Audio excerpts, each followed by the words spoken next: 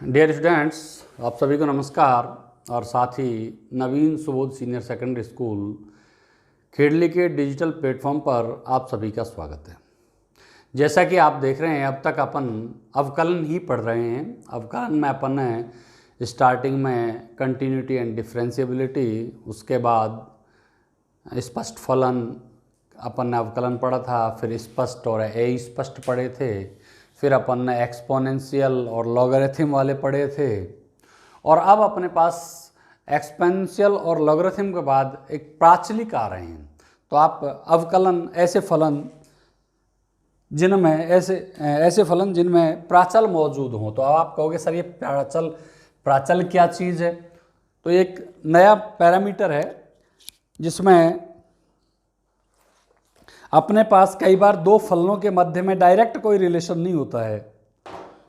जैसे मैं आपको उसको समझा देता हूं। पहले फलनों के प्राचलिक रूपों में अवकलन।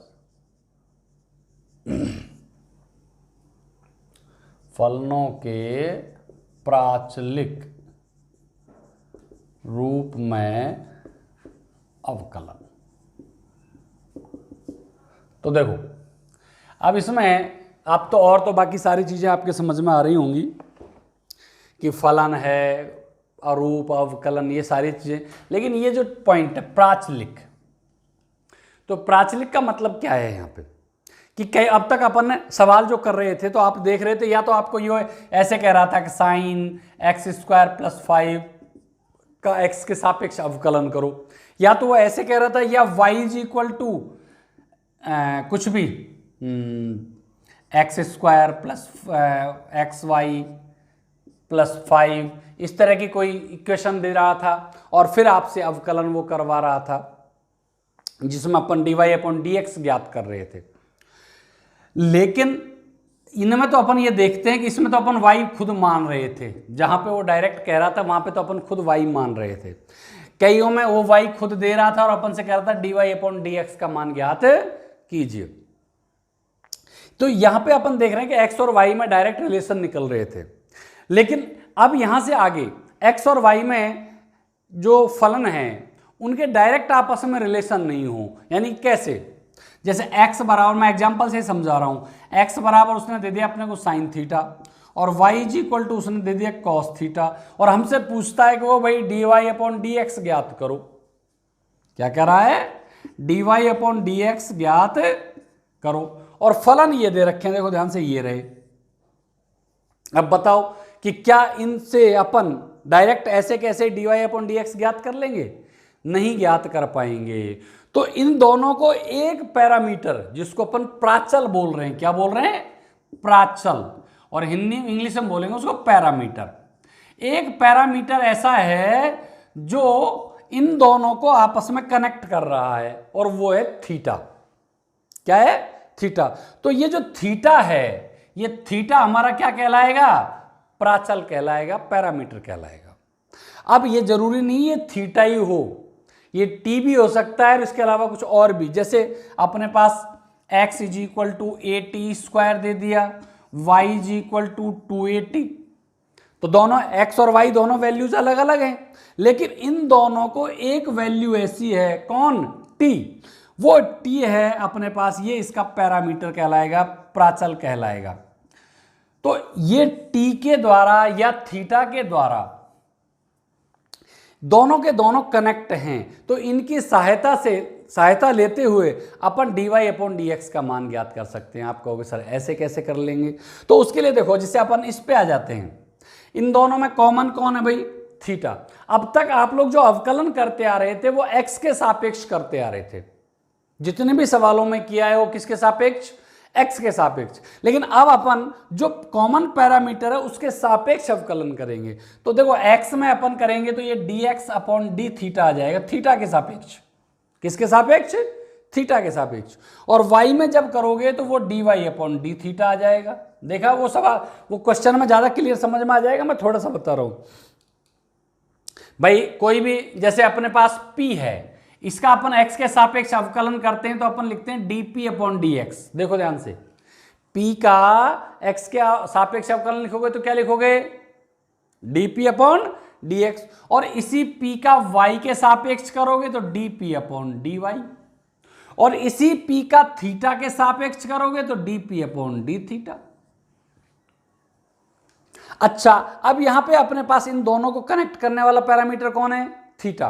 तो अपन ने थीटा के सापेक्ष इसमें किया तो इससे आया dx अपॉन डी थीटा, और थीटा के सापेक्ष इसमें किया, इससे आया dy अपॉन डी थीटा। मान क्या चाहिए अपने को? dy upon dx। तो आप देखो, इसलिए dy upon dx is equal to dy upon D theta में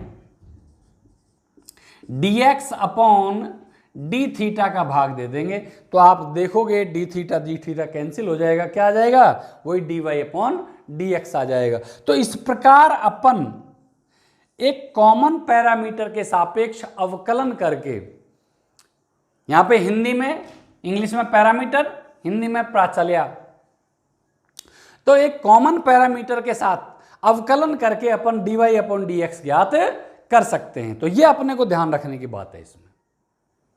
तो फलनों के प्राचलिक रूप में जब अपने पास किसी पैरामीटर से कोई दो फलन कनेक्ट हो जाएं, तो उससे जो अपन dy अपॉन dx निकालेंगे तो उस कॉमन पैरामीटर के सापेक्ष अवकलन करके, क्योंकि डायरेक्ट अपन इसका, जैसे ये x is equal to sine theta और ये y is equal to cos theta, तो इनका अपन बिना इस पैरामीटर के सहयोग के अपन dy अपॉन dx ज्ञात नहीं कर सकते। तो क्या करोगे आप? जो कॉमन पैरामीटर है उसके सापेक्ष अवकलन करेंगे और फिर इसमें ये फॉर्मूला लगाते हुए dy अपॉन dx ज्ञात कर लेंगे। अब चाहे वो थीटा हो, चाहे t हो, चाहे p हो, कुछ भी हो, उससे कोई फर्क नहीं पड़ेगा। तो इसमें नया कोई फॉर्मूला नहीं आ रहा है, सब कुछ वही पुराने फॉर्मूले हैं। जो मानक अवकलन है वो वैसे के वैसे ही हैं, एजीटीजन जैसे अपने पास थे। उसके अलावा अपने पास गुणा के, भाग के जो भी आपके पास फॉर्मूले हैं वही हैं। तो नया कोई फॉर्मूला नहीं है, सब कुछ पुराना ही पुराना है।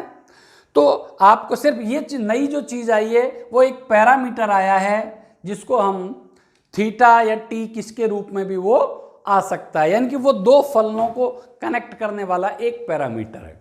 बस ये चीज़ नई है, उसके अलावा कुछ भी नया नहीं है। तो अब अपन एक्सरसाइज पे, क्योंकि जब कुछ नई चीज होती तो मैं और कुछ एक्सप्लेन करता, तो नया कुछ है नहीं, सिर्फ वही पुराना dy अपॉन dx निकाल के अब यहाँ पे जो चीज नई आई वो मैंने बता दिया कि थीटा या टी कोई भी दो फलनों को कनेक्ट करने वाला एक पैरामीटर हो।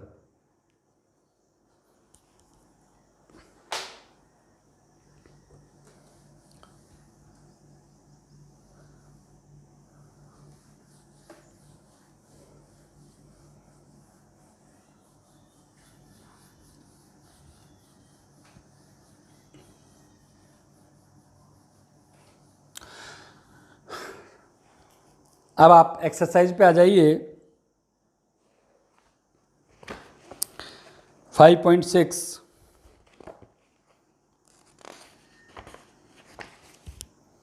जैसा कि मैंने आपको बताया नया कुछ नहीं है, सब कुछ ये कहता है क्वेश्चन में, इसके ऊपर लिखा हुआ है वो पढ़ लीजिए आप एक बार। यदि प्रश्न संख्या 1 से 10 तक में x तथा y दिए गए समीकरणों द्वारा एक दूसरे से प्राचलिक रूप में संबंधित, मैंने अभी बताया था ना कि जब कोई दो फलन किसी एक पैरामीटर द्वारा रिलेटेड हो, और वो पैरामीटर कौन, थीटा टी कुछ भी हो सकता है, से संबंधित हो, तो प्राचलों का विलोपन किए बिना, यानी कि जो पैरामीटर हैं वो टी या थीटा, उनका विलोपन किए बिना dy अपॉन dx ज्ञात कीजिए। ज्ञात वही dy अपॉन dx करना है, पैरामीटर्स जो भी आएंगे क्वेश्चन में उनकी सहायता से अपने को। तो देखो क्वेश्चन नंबर 1 है अपना, पहले समझो। x इज इक्वल टू अपने को दे रखा है 2at स्क्वायर, और y इज इक्वल टू अपने को दे रखा है 84, और अपन से कह रहा है कि dy अपॉन dx ज्ञात करो। t क्या है, एक पैरामीटर है, और इसी पैरामीटर से दोनों के दोनों फलन आपस में कनेक्ट हैं। देखो ध्यान से, इसी पैरामीटर से दोनों के दोनों फलन कैसे हैं आपके, कनेक्ट। जब दोनों फलन एक दूसरे एक पैरामीटर से कनेक्ट हैं तो हमेशा ध्यान रखिए उस जिस पैरामीटर से कनेक्ट है उसी पैरामीटर के सापेक्ष अपन क्या करेंगे, अवकलन करेंगे। अब तक तो अपन x के सापेक्ष अवकलन करते आए थे, ध्यान रखना। तो अब अपने पास x is equal to 2at square, differentiation with respect to t, ध्यान रखना x के सापेक्ष नहीं, मैंने आपको बताया जब कोई दो फलन किसी एक पैरामीटर द्वारा कनेक्ट हो तो उसी पैरामीटर के सापेक्ष अपन क्या करेंगे, अवकलन करेंगे। तो x is equal to 2at square, differentiation with respect to t।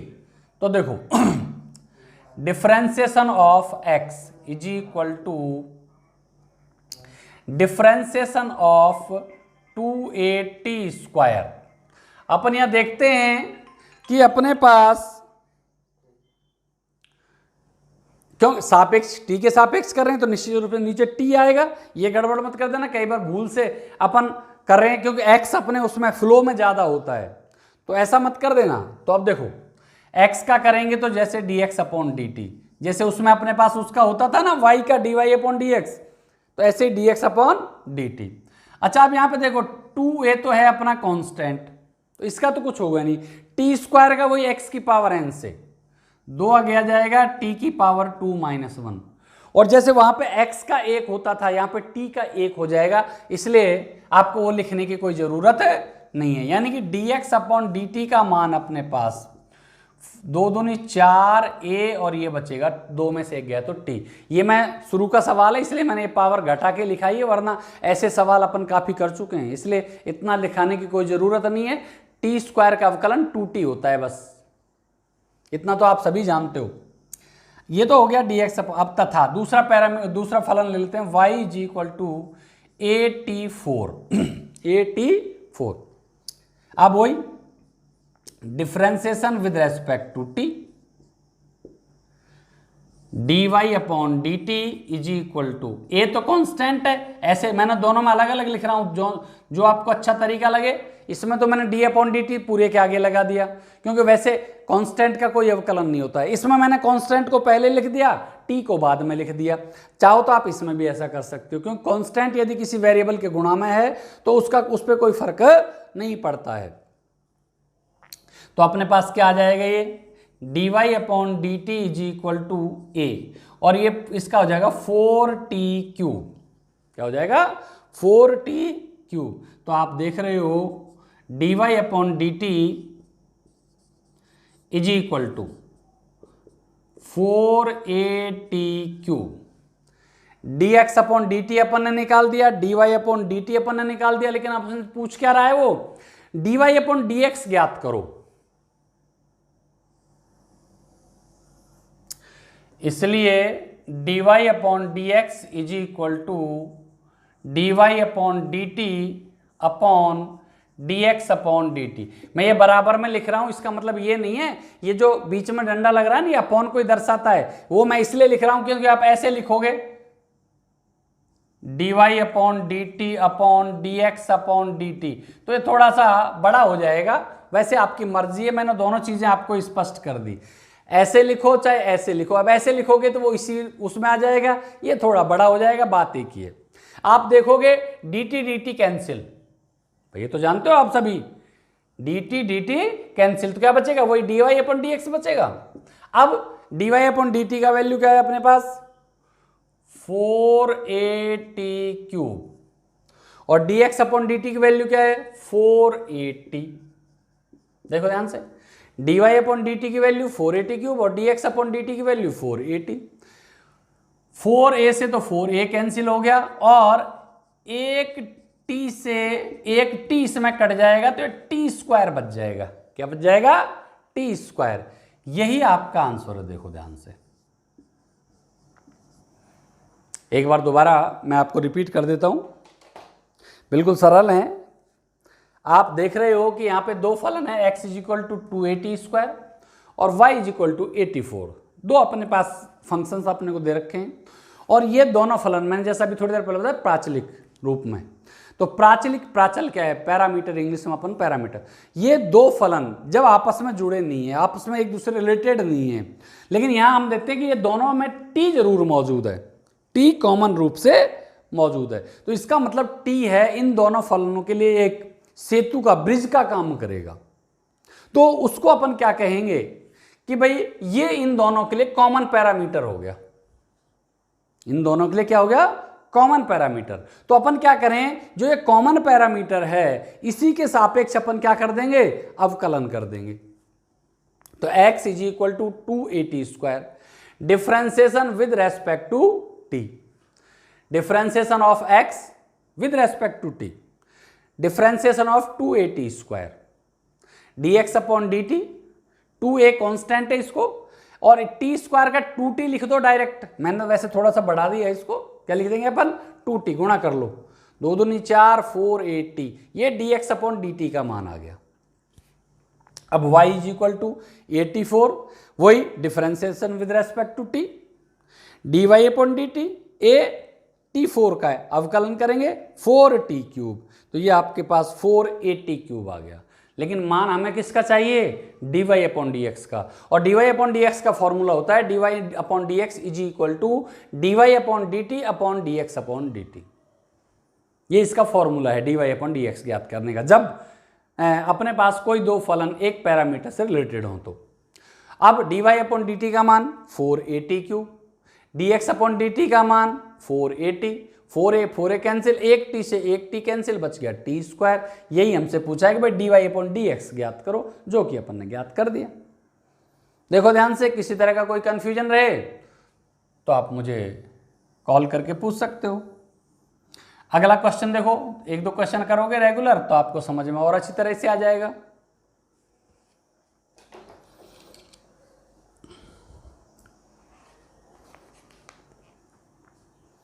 दूसरा है जिससे x इज इक्वल टू अपने को दे रखा है a cos थीटा, और y इज इक्वल टू अपने को दे रखा है b cos थीटा।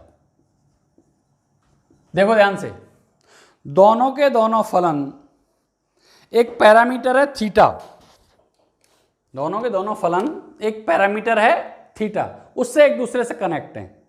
देखो ये जैसे t से कनेक्ट थे, ये किससे कनेक्ट हैं? थीटा से।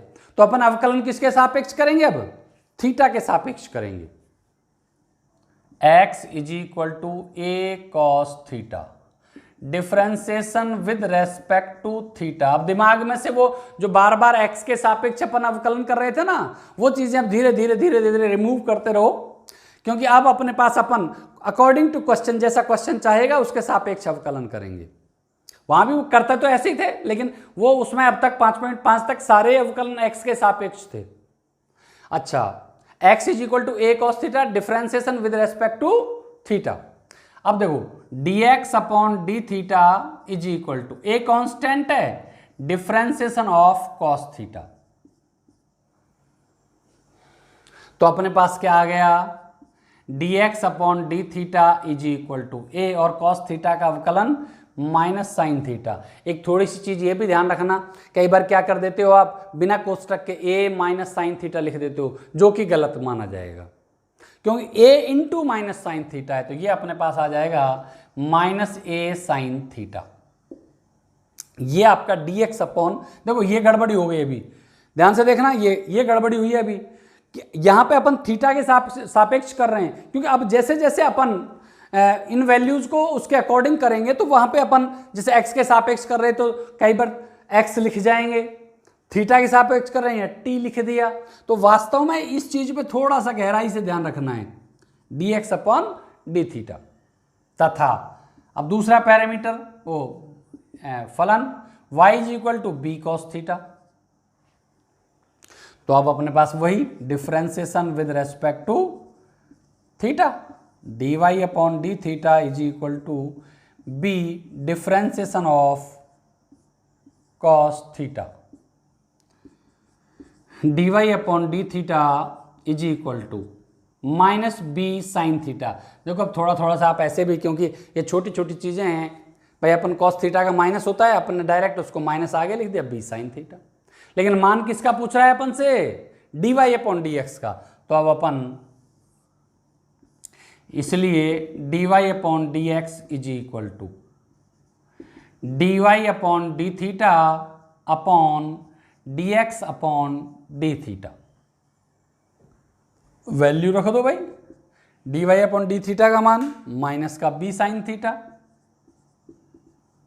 Upon dx upon D theta का मान माइनस का a साइन थीटा।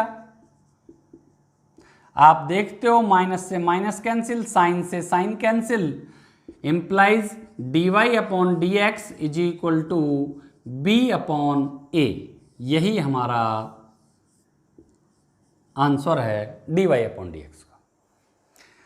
इस प्रकार अपन जब अपने को कोई दो फलन किसी एक पैरामीटर द्वारा कनेक्ट हों, रिलेटेड हों, तो उस पैरामीटर के सापेक्ष अवकलन करके अपन इजी वे में dy अपॉन डी एक्स की वैल्यू ज्ञात कर सकते हैं। ये आप इन दोनों क्वेश्चंस में देख चुके हो।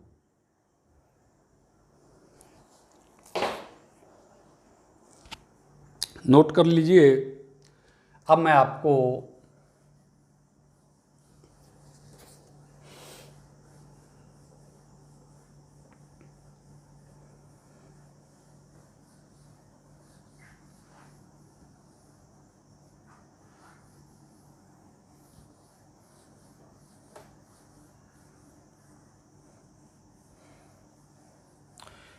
तरीके लगभग सारे के सारे वही हैं, बस थोड़े थोड़े से चेंजेस आ रहे हैं जो आपको अवकलन में और अच्छी तरह से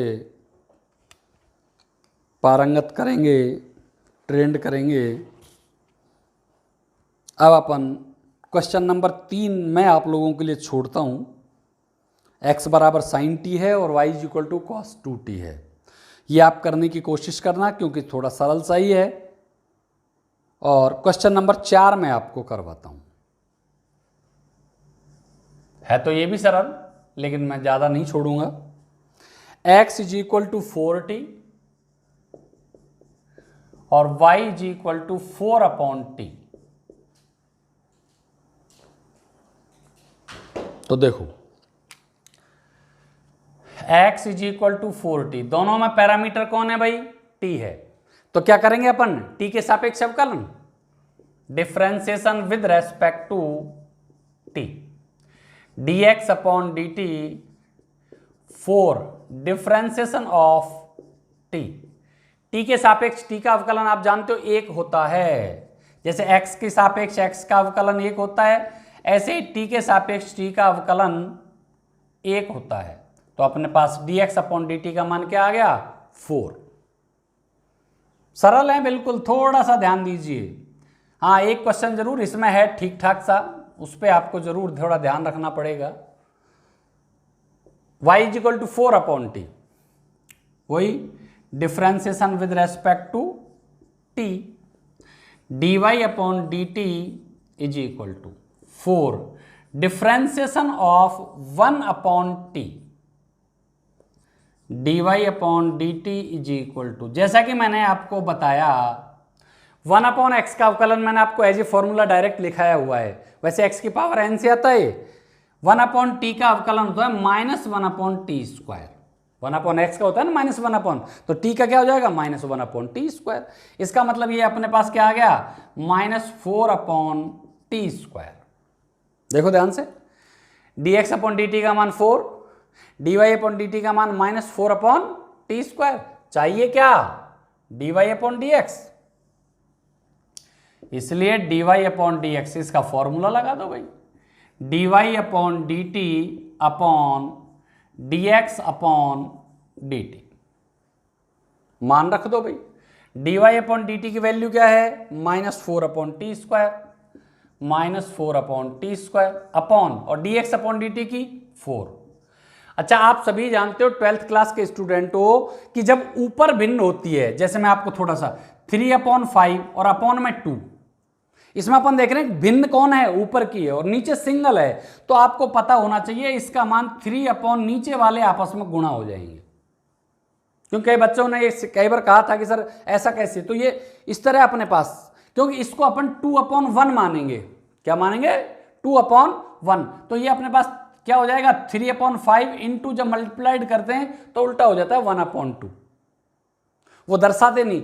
और यदि अपने पास ऊपर सिंगल है और नीचे अपने पास भिन्न है, तो ये उल्टा होगा, यानी कि 3 इंटू 4/7 इस तरह से। तो ये थोड़ा सा आप, वैसे तो अंकगणित का काम है, ये 7वीं 8वीं में ही आपने सीख लिया होगा, लेकिन कई बार तो ये जो 4 है इसका गुणा किससे होगा, टी स्क्वायर से, क्योंकि ऊपर वाला भिन्न में है और नीचे इसको /1 मान सकते हैं अपन। तो क्या लिखोगे इसको, -4/t² इंटू 1/4, और ये 4 से 4 कैंसिल, इसलिए dy/dx इज इक्वल टू क्या आ गया अपने पास, -1/t²। यही आपका आंसर है, क्योंकि अपने को पैरामीटर का विलोपन नहीं करना है, पैरामीटर जो आएगा वो आएगा। देखो ध्यान से, किसी तरह का बिल्कुल सरल है, कहीं कोई परेशानी वाली बात नहीं है। फिर भी यदि आप लोगों को कहीं कोई परेशानी आती है तो निश्चित रूप से मुझसे कांटेक्ट करें। देखो बिल्कुल सरल 4t, ये मैं थोड़ा सा वैसे कर रहा हूँ, नहीं तो ये चीजें अब आपकी मुंह ज़बानी है, क्योंकि अवकलन आप पूरी तरह सीख चुके हो।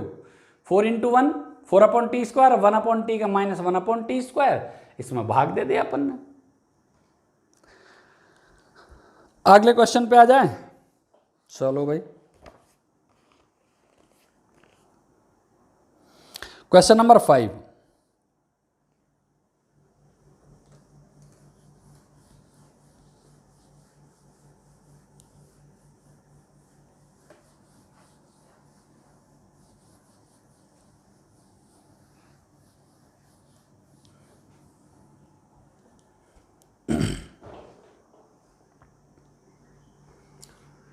Question number 5, x is equal to cos theta minus cos 2 theta में cos theta, x is cos theta minus cos 2 theta. ये x का मान है, y वाला बाद में लिख लेंगे, क्योंकि लिखना जब भी अपने को बाद में ही पड़ता है। ये x की वैल्यू है, दोनों में पैरामीटर वही थीटा कॉमन है, तो differentiation with respect to theta, dx/d theta is equal to differentiation of cos theta minus differentiation of cos 2 theta, dx/d theta is equal to cos theta का अवकलन minus sine theta होता है, minus.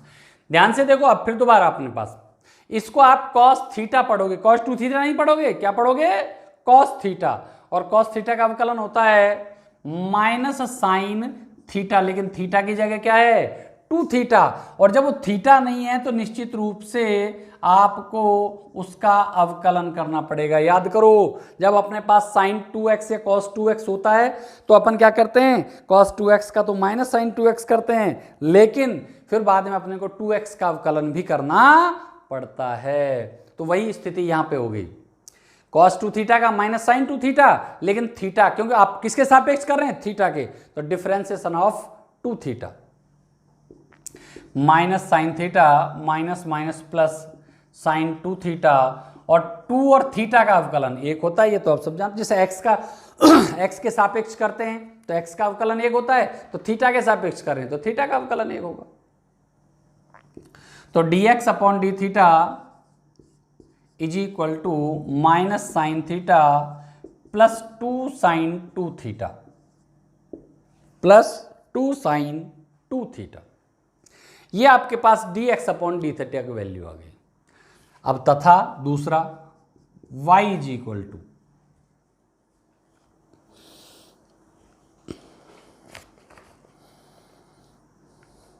Sine theta minus sine 2 theta, sine theta minus sine 2 theta, वही तरीका, differentiation with respect to theta, dy/d theta, differentiation of sine theta minus differentiation of sine 2 theta. जैसा कि आप जानते हो साइन थीटा का अवकलन cos theta minus sine 2 theta का अवकलन cos 2 थीटा होगा, लेकिन चूंकि यहां पे 2 थीटा है तो उसका भी अवकलन करना पड़ेगा, जैसा इसमें किया है अपन ने। क्योंकि यदि x है या थीटा है अकेला, जैसे इसमें साइन थीटा का cos थीटा, थीटा का करते हैं तो एक हो जाता है, तो उसको दिखाने की जरूरत नहीं है, लेकिन यहां पे 2 थीटा है तो अपने पास क्या आ गया, cos theta minus cos 2 theta और इनटू में 2 और थीटा का फिर वही 1, cos theta minus 2 cos 2 theta, cos theta minus 2 cos 2 theta. ये अपने पास dx अपॉन डी थीटा और dy अपॉन डी थीटा। अब अपने को चाहिए क्या, इसलिए dy अपॉन डी एक्स। अब ये formula dy upon D theta upon dx upon D theta, value रख दो भाई। dy अपॉन डी थीटा ये रहा, cos theta minus 2 cos 2 theta upon dx upon D theta ये रहा भाई, minus sine theta plus 2 sine 2 theta, dy upon d x is equal to, यही अपना क्या है आंसर है। बाई चांस इसमें ये कुछ थोड़ा बहुत फेरबदल मेरे हिसाब से तो नहीं करेगा, क्योंकि उस फेरबदल का वैसे आप जानते हो, त्रिकोणमिति आप पढ़ रहे हो तो कॉस 2 थीटा के फॉर्मूले भी आप जानते हो, साइन 2 थीटा के फॉर्मूले भी आप जानते हो, लेकिन चूंकि अब उन फॉर्मूले से अपने को कोई फायदा ज़्यादा नहीं मिलने वाला, या मिल सकता है। चलो एक बार आंसर देख लेते हैं, बाई चांस आगे कराए तो फिर अपन वो लगा देंगे, नहीं तो फिर अपन यहीं का यहीं छोड़ देते हैं। 5.6, क्योंकि फॉर्मूले तो यूज हो सकते हैं इसमें।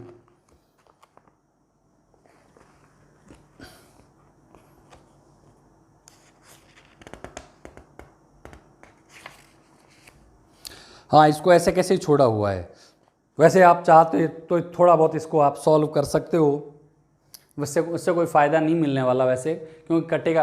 कॉस 2 थीटा का फॉर्मूला लगाओगे कोई सा भी, साइन 2 थीटा का लगाओगे, 2 साइन थीटा कॉस थीटा, तो मैं समझता हूँ उनसे ज़्यादा कोई अपने को ज़्यादा बेनिफिट नहीं मिल रहा। और वैसे भी बुक में भी जो आंसर दे रखा है वो आपका यही दे रखा है, तो इसलिए ये आपका क्वेश्चन। अब देखो बताओ क्या है इसमें, थोड़ा सा ध्यान दीजिए। वही सारी चीज़ें, बस एक नया पैरामीटर आया है बस, जो अब तक अपन x के सापेक्ष अवकलन करते आ रहे थे वो अब थीटा और t में कन्वर्ट हो चुका है, इसके अलावा और कुछ नहीं है।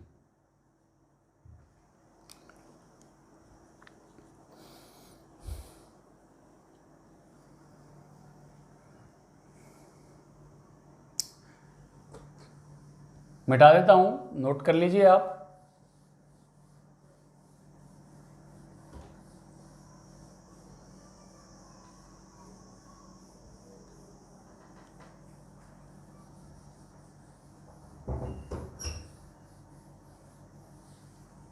अगला क्वेश्चन देखते हैं, सारे क्वेश्चन वही हैं। देखो छठा क्वेश्चन देखो, question number 6, x is equal to a theta minus sine theta, x is equal to a theta minus sine theta. मैं एक साथ ही ये y वाला बाद में लिख लेंगे, क्योंकि फिर यहाँ लिखते हैं फिर नीचे यहीं पे आप वही पैरामीटर थीटा है, differentiation with respect to theta, dx upon D theta is equal to, A तो अपना कांस्टेंट है तो इनका अलग अलग अवकलन, differentiation of theta minus differentiation of sine theta. देखो ध्यान से, डिफरेंशिएशन ऑफ थीटा और differentiation of sine theta. A theta, ये ए है भाई, कहीं इसको थीटा समझ जाओ, थीटा का अवकलन 1 और साइन थीटा का कॉस थीटा। याद आ रहा हो तो ये अपने पास मैंने फॉर्मूला लिखाया था आपको त्रिकोणमिति में, बीच बीच में बताया था, 1 माइनस कॉस थीटा को अपन 2 साइन स्क्वायर थीटा बाई 2 लिख सकते हैं। तो यानी कि इसको आप 2a sine square theta upon 2 लिख सकते हो। याद कर लेना, बाई चांस याद नहीं है तो पिछली रिकॉर्डिंग देख लेना। और यदि आप लोगों ने फेयर कॉपी बना रहे हो तो निश्चित रूप से आपको आपकी फेयर कॉपी में मिल जाएगा ये y is equal to a into 1 plus cos theta, a into 1 plus cos theta. अब वही differentiation with respect to theta, dy upon D theta. A तो कांस्टेंट है, डिफरेंशिएशन ऑफ 1, अब ये भी कांस्टेंट है, लेकिन इसका तो इसलिए करना पड़ेगा अपने को क्योंकि ये अपने पास वेरिएबल के प्लस में है, क्योंकि गुणा में जो होता है उसका करने की जरूरत नहीं है, वो तो एज इट इज आ जाएगा। जैसे अपने पास 5x² है, तो 5x² है, तो इस 5 को अपन को छेड़ने की जरूरत नहीं है, सिर्फ अवकलन किसका करना है, x² का करना है अपने को। लेकिन यदि x² प्लस 5 है, x² प्लस 5 है, तो फिर अपने को 5 का भी अवकलन करना पड़ेगा जो कि 0 होगा। तो इसी प्रकार यहां पे a का अपन ने इसलिए नहीं किया क्योंकि ये वेरिएबल के गुणा में है, और 1 का अवकलन ये प्लस में है, डिफरेंशिएशन ऑफ cos थीटा। तो a इसका तो हो जाएगा भाई 0, और प्लस cos थीटा का हो जाएगा minus sine theta. cos theta का अवकलन क्या हो जाएगा, माइनस। तो अपने पास क्या आ गया, ये माइनस a साइन थीटा। लेकिन थोड़ा सा आप ध्यान दो, जब चूंकि अपन इसको θ/2 में कन्वर्ट कर चुके हैं तो इसको भी θ/2 में कन्वर्ट कर लो, माइनस a। इसको अपन लिख सकते हैं 2 sin θ/2 cos θ/2। ये भी मैंने आपको ट्रिग्नोमेट्री में फॉर्मूले लिखाए हैं। तो अपने पास क्या आ गया, माइनस का 2a sin θ/2 cos θ/2। ये dy/dθ अपने पास आ चुका है। इसलिए dy/dx is equal to dy/dθ upon dx/dθ।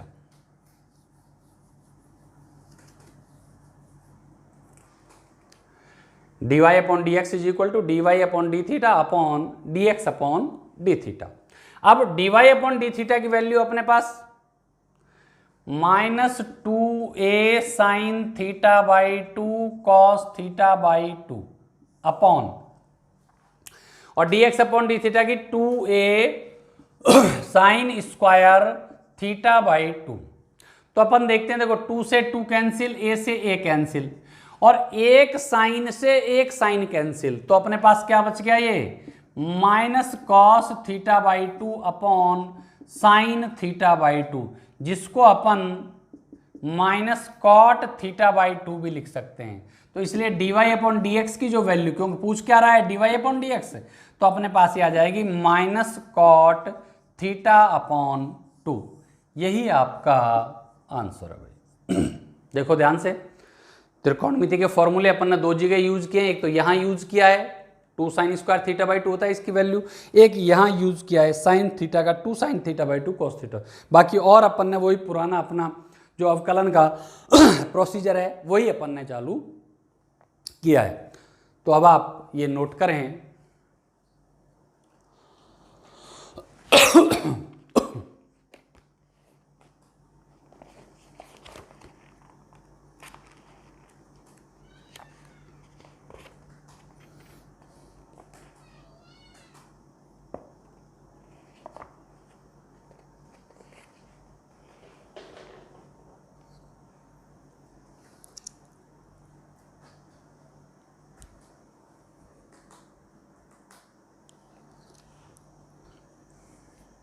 अब अपने पास अगला क्वेश्चन अपन देखते हैं।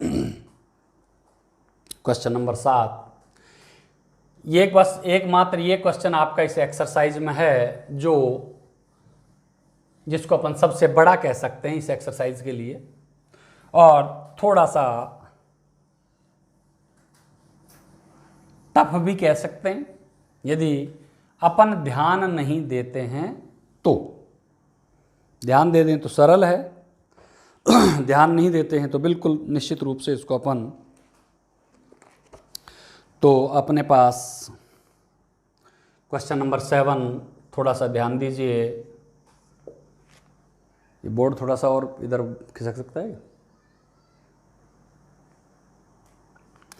अच्छा, x is equal to sine cube t upon root cos 2t, root cos 2t। आप देखिए, इसको देखने के बाद आपको निश्चित रूप से लग रहा होगा कि इसका अपने को अवकलन करना है, क्योंकि वैल्यू वही dy/dx निकालनी है अपने को। ये टी वही पैरामीटर है, किसके सापेक्ष करेंगे, टी के सापेक्ष। तो देखो थोड़ा सा बड़ा है, समझदारी से शुरू से ही थोड़ा ध्यान देना वरना आपको थोड़ी बहुत परेशानी आ सकती है, सही नहीं लिया तो शुरू से ही। Differentiation with respect to T, अपन देखते हैं ये अंश अपॉन हर वाला है, कौन सा है, अंश अपॉन हर का। तो dx upon dt is equal to हर root cos 2t, differentiation of अंश साइन क्यूब टी। मैं फिर बता रहा हूं, थोड़ा सा सीरियस लेके चलना, यदि आप थोड़े से भी इसमें लूज हो गए तो मैं समझूंगा कि आप लोगों को इसको समझने में थोड़ी सी परेशानी आ सकती है। अपॉन रूट कॉस 2t का होल स्क्वायर। देखो ध्यान से, अंश अपॉन हर डिफरेंशिएशन ऑफ अंश माइनस अंश डिफरेंशिएशन ऑफ हर। अब देखो रूट कॉस 2t ये तो एज इट इज है, रूट कॉस 2t ये तो एज इट इज है। अच्छा इसका अवकलन करेंगे भाई। अब देखो यहां, अब मैं अपने पास अब वो समय नहीं है जो अपन बार बार उन चीजों को repeat D upon d x करते रहते हैं पावर। तो यहां पे सब कुछ एक साथ ही करना है, इसलिए थोड़ा सा गहराई से ध्यान देना। पहले अपन साइन की पावर का करेंगे, तो 3 आगे आ जाएगा और 1 पावर घट जाएगी। तो ये तो हमने कर दिया साइन की पावर का, x की पावर n से 3 साइन स्क्वायर टी। लेकिन अब अभी अपन ने साइन और बच रहा है, तो पहले d upon D t sine t लिखते हैं, लेकिन वो यहां पे नहीं लिखेंगे, नहीं तो बहुत बड़ा क्वेश्चन हो जाएगा ये। साइन टी का अवकलन कॉस टी, मैं बोल रहा हूं आप ध्यान रखो क्योंकि अपन ऐसे सवाल काफी कर चुके हैं। Minus sign cube T. अब यहां पे आ जाओ, देखो इसको आप पढ़ोगे रूट एक्स, रूट के कितने अपन ने सवाल किए हैं, क्या पढ़ोगे, रूट एक्स। और रूट एक्स का अवकलन होता है 1 upon 2 root x, 1 upon 2 root x. लेकिन यहां पे फिर ध्यान देना कि अपन ने अभी रूट का किया है, अंदर कौन है, cos 2t, और cos 2t का होता है minus sign 2t, minus sign 2t। फिर मैं बता रहा हूं, एक बार फिर दोबारा रिपीट करिए क्योंकि इसमें 3 बार होगा इसका। पहले रूट का किया 1 अपॉन रूट 2 रूट एक्स, फिर उसके बाद में अपन ने किया cos 2t का माइनस साइन 2t, और अभी 2t का और करेंगे तो 2t का आएगा 2 भाई, 2 और t का 1, 2t में 2 और t का 1। दोबारा क्योंकि ये भाई रूट एक्स पढ़ा 1 अपॉन 2 रूट एक्स, लेकिन x की जगह क्या है cos 2t, जिसका अवकलन माइनस साइन 2t, और ये t होता तो यहीं पे हो जाता, लेकिन ये 2t है, 2t का अवकलन 2 × 1। अब आप कहोगे सर पिछले सवालों में तो अपन डी अपॉन डी एक्स वो लगाते रहते थे, उसका रीजन ये है कि बच्चों ये सवाल इतना बड़ा हो जाएगा यदि अपन उसका यूज करते हैं। अपने आप में ऑलरेडी अभी एक बार में नहीं आएगा, ये बोर्ड साफ करना पड़ेगा जब 2 बार में आएगा। अभी अपॉन, अब नीचे आ जाओ, अपॉन ये अपने पास रूट और स्क्वायर कैंसिल हो जाएगा cos 2t। अब यहां पे थोड़ा सा ध्यान देना, इसके अपॉन में कुछ नहीं है यानी कि 1 है, तो अपन देखो ये 2 से 2 काट दो भाई, ये वाला ये 2 से 2 काट दो। तो अब देखो आप रूट cos 2t LCM आ रहा है, देखो अगले स्टेप में। तो आप थोड़ा सा अब 12th के स्टूडेंट हो, थोड़ा सा मैं फिर बता रहा हूं, रूट cos 2t LCM आ रहा है इसका, तो इससे गुणा हो जाएगा इसका, रूट cos 2t का इससे गुणा होगा तो ये बन जाएगा cos 2t, और ये आपके पास 3 sine square t cos t minus, और ये माइनस माइनस हो जाएगा प्लस, ये अपने पास आ जाएगा भाई साइन क्यूब t और इनटू में साइन 2t अपॉन। बच्चों थोड़ा सा ध्यान रखना है, थोड़ा सा, ज़्यादा नहीं, मैं आपको बहुत ज़्यादा वो नहीं करने के लिए कह रहा हूँ। देखो ध्यान से, एक बार फिर दोबारा रिपीट करता हूँ, रूट cos 2t LCM ले रहे हैं अपन, इससे गुणा करोगे तो cos 2t, ये as it is 3 sine square t cos t, minus minus plus sine cube t sine 2t। अच्छा अब देखो ये रूट कॉस 2t है, ये इस सब का एलसीएम है, तो ये इससे भी गुणा हो जाएगा, यानी कि रूट कॉस 2t एलसीएम है और अपॉन में कॉस 2t है, तो अपॉन में कॉस 2t। अभी अभी मैंने थोड़ी देर पहले एग्जांपल दिया था साइड में आपको कि जब नीचे वाला सिंगल होता है तो वो उसके हर में गुणा हो जाता है, तो रूट कॉस 2t। तो अपने पास जो अपनी वैल्यू है वो आ गई भाई कॉस 2t। इसको आगे लिख लो,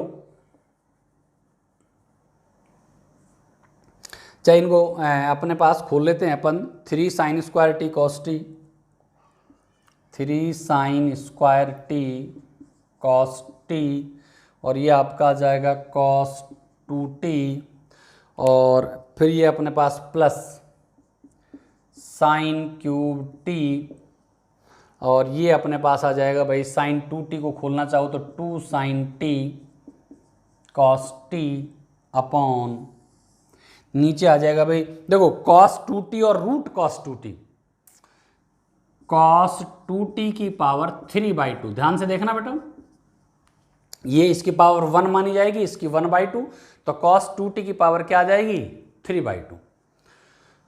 तो अपने पास क्या क्या आ गया ये 3 sine square t cos t cos 2t plus 2, ये साइन 4 हो जाएगा भाई, साइन क्यूब और sine 4 t cos t upon cos 2t की पावर 3/2। ये अपना भी एक पार्ट, वैसे बस थोड़ा सा सॉल्व करने में बड़ा लगता है, बाकी इतना कठिन नहीं है, थोड़ा सा आप ध्यान दोगे तो मैं समझता हूँ आपको समझ में आ जाएगा। एक बार दोबारा रिपीट कर लेते हैं, ये फर्स्ट पार्ट है, क्योंकि अब अपना सेकंड पार्ट करने के लिए इसको साफ करना पड़ेगा। तो देखो x is equal to sine cube t upon root cos 2t। अपन ने अंश अपॉन हर वाला फॉर्मूला लगा दिया, भाग विधि, हर डिफरेंशिएशन ऑफ अंश माइनस अंश डिफरेंशिएशन ऑफ हर, root cos t as it is. Sine cube में पहले क्यूब का करेंगे तो 3 आगे आ जाएगा, एक पावर घट जाएगी, और फिर साइन का cos t minus sign cube T.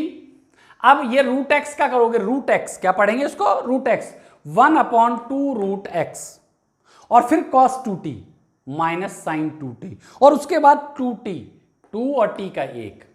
अपन यहां देखते हैं 2 से 2 कैंसिल, 2 से 2 अपने पास क्या हो जाएगा, कैंसिल हो जाएगा। और अपने पास अगले स्टेप में अपन ने क्या किया, थोड़ा सा यहां अगला स्टेप है ना, यही समझने वाली बात है। इसके अपॉन में, इस स्टेप के अपॉन में 1 मान लिया अपन ने, और इस पूरे का एलसीएम रूट कॉस 2t ले लिया। क्या ले लिया, इसको भूल जाओ फिलहाल, क्या ले लिया, रूट कॉस 2t, फिलहाल भूल जाओ इसको, मैं थोड़ा सा इसको भूल जाओ फिलहाल, रूट कॉस 2t। अब अपने पास इसके अपॉन 1 है, रूट कॉस 2t का इससे करोगे तो ये cos 2t, 3 sine square t cos t as it is है, अपन ने कुछ नहीं किया अपनी तरफ से, minus minus plus sine cube t sine 2t, और ये रूट कॉस 2t एलसीएम अपना ही गया, और अपॉन में कॉस 2t और है, अभी अभी मैंने थोड़ी देर पहले उधर समझाया था, ये इसका गुणा हो जाएगा भैया, ये कॉस 2t इसी के नीचे ही तो है। अब कॉस 2t ये अपन ने क्या कर दिया अगले स्टेप में, 3 sine square t cos 2t, sine cube t sine 2t को तोड़ दिया 2 साइन टी कॉस टी में 2 साइन टी कॉस टी में, तो अपने पास क्या आ जाएगा ये, या फिर इसको साइन वही रहने दो, कोई फर्क भी नहीं पड़ेगा, चलो बाद में कर लेंगे जो भी होगा, जब अपन सॉल्व करेंगे तो उस समय देख लेंगे। 2 साइन टी कॉस टी अब ये आगे आ जाएगा, 3 sine square t cos T, इसको तो अपन ने आगे बढ़ा दिया, कॉस 2t को बाद में, ऐसे यहां 2 साइन टी और sine cube t sine 4t, और ये cos t upon cos 2t की पावर 3/2। अच्छा ये अपना एक फर्स्ट dx अपॉन dt आ चुका है, अब अपन dy अपॉन dt ज्ञात करेंगे, तो उसके लिए मैं इसको साफ करता हूं, वो भी ऐसा कैसा ही है सेम, बस थोड़ा थोड़ा सा फर्क है।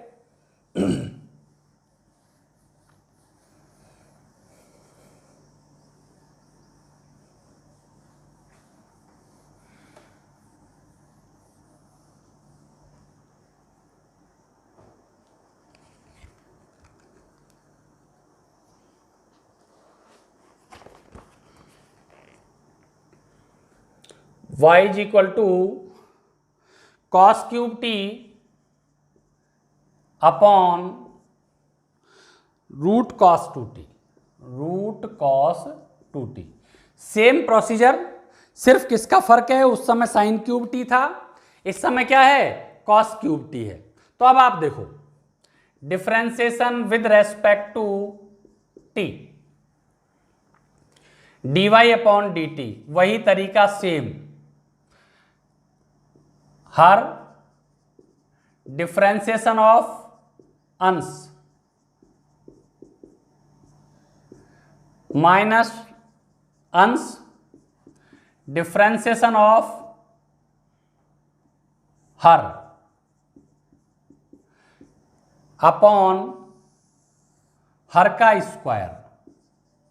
एक चीज मैं आपको बता दूं, कई बार गलती से ध्यान रखना, कोई किसी वीडियो में किसी क्वेश्चन में जैसे अपन डी अपॉन डी टी लिखना है और अपने अभ्यास में डी अपॉन डी एक्स है, वो बाई चांस लिख जाए तो उसको ये मत सोच लेना कि ये कहाँ से आ गया, क्योंकि जिसके सापेक्ष कर रहे हैं वही आएगा। कोई बाई चांस कह रहा हूँ, अपनी तरफ से तो पूरा ध्यान रखते हैं लेकिन फिर भी।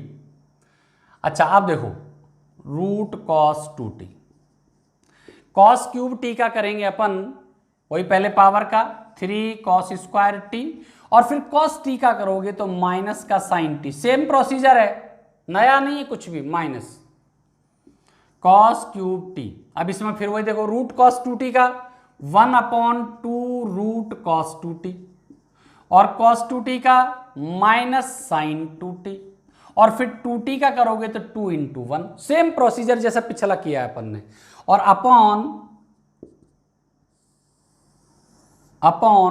ये कॉस टू टी आ जाएगा, क्योंकि रूट और स्क्वायर दोनों कैंसिल हो जाएंगे। अब यहां पे देखो आप 2 से 2 अपना कैंसिल, क्या आ गया भाई, इसके फिर वही तरीका, इसके अपॉन में 1 मान लो, वही root cos two T, LCM आ जाएगा सबके लिए। तो रूट कॉस टू टी का अपन इस कॉस टू टी से गुणा करेंगे तो आप देखो ये कॉस टू टी हो जाएगा, ये माइनस आगे ले आओ भाई, ये वाला माइनस, इंटू में 3 cos square T sine T, minus ये minus minus plus cos cube T, और ये अपना sine two T upon LCM क्या लिया है अपन ने, root cos two T, root cos two T, और ये कॉस टू टी ये वाला ये यहां पे यूं क्यों गुणा हो जाएगा, तो अपने पास क्या आ जाएगा भाई, ये minus 3 cos square T sine t cos two T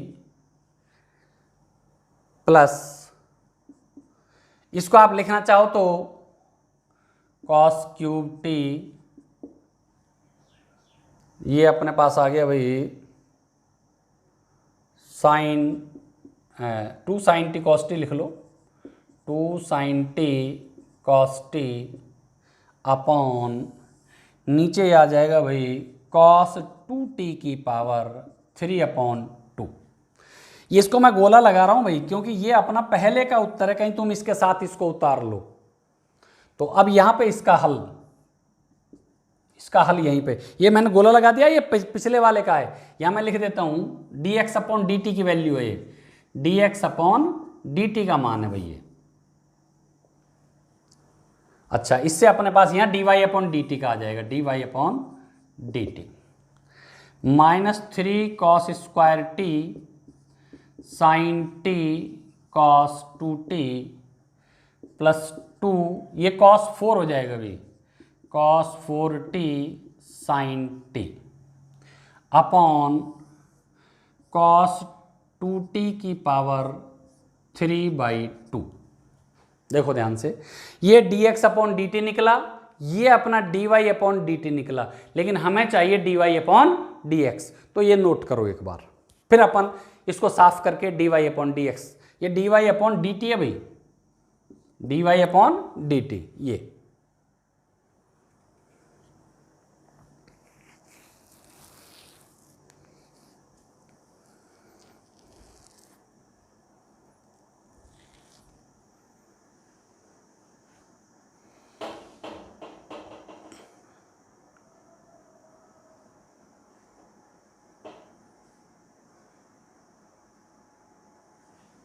अब अपने पास आप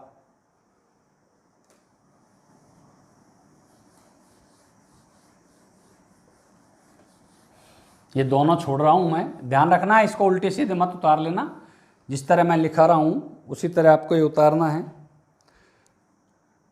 3 cos,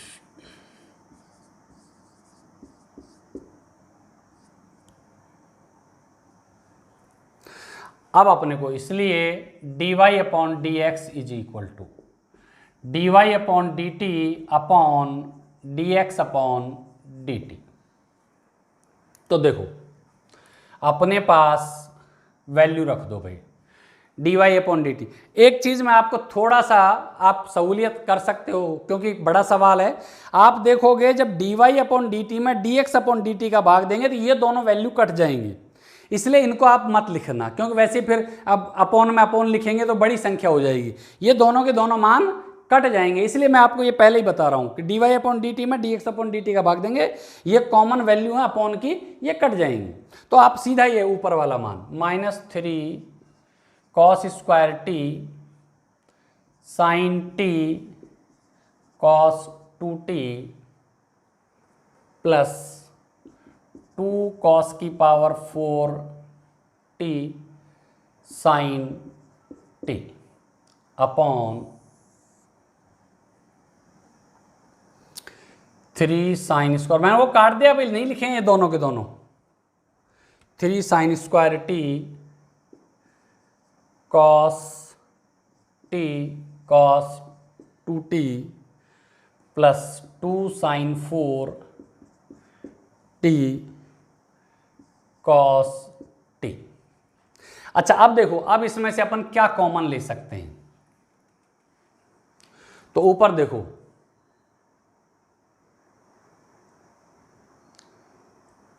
cos स्क्वायर कॉमन आ रहा है अपने पास, तो क्या आ गया cos स्क्वायर टी और एक साइन टी कॉमन आ रहा है, साइन टी।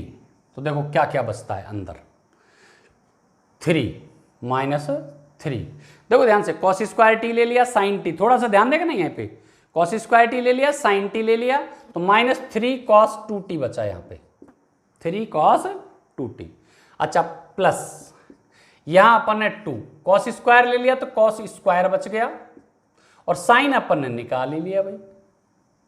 अच्छा नीचे देखो साइन स्क्वायर टी आ रहा है दोनों में और cos टी आ रहा है, साइन स्क्वायर टी आ रहा है, cos टी आ रहा है, तो अंदर अपने पास sine square T cos T आ गया, 3 cos 2t।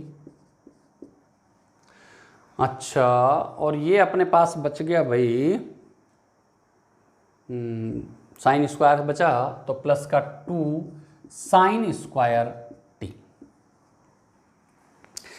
ये अपने पास वैल्यूज आ गई। अब इनमें आप थोड़ा सा देखोगे, क्योंकि जितना सरलतम अपन जानते हैं, जितना सरलतम हो सकता है उतना सरलतम करेंगे अपन।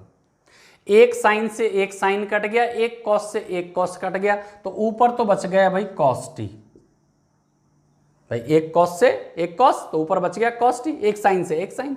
अच्छा अंदर क्या बचता है वो ध्यान से देखो आप, -3 cos 2t की जगह लिख सकते हैं 2 cos square T -1।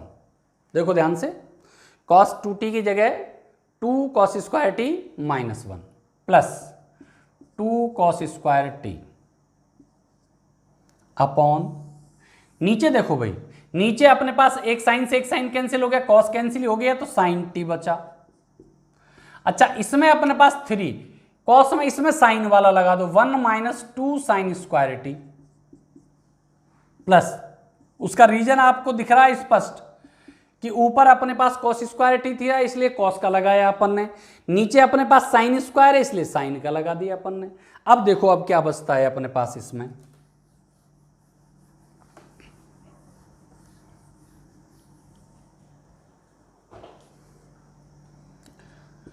Cos T गुणा कर लो भाई, -6 cos स्क्वायर टी और माइनस माइनस प्लस का 3 plus 2 cos square T upon sine T, इसका भी गुणा कर लो, 3 माइनस 6 साइन स्क्वायर टी और plus 2 sign square T, 2 sign square T. तो अब आप देखो कॉस टी, यहां देखो आप ये 3 और प्लस का पहले लिखते हैं, -6 में से 2 गए तो माइनस का 4 cos square T sine t. अच्छा, इसमें भी अपने पास 3 -4 साइन स्क्वायर टी। एक मिनट, कहां गलती कर दी अपन ने?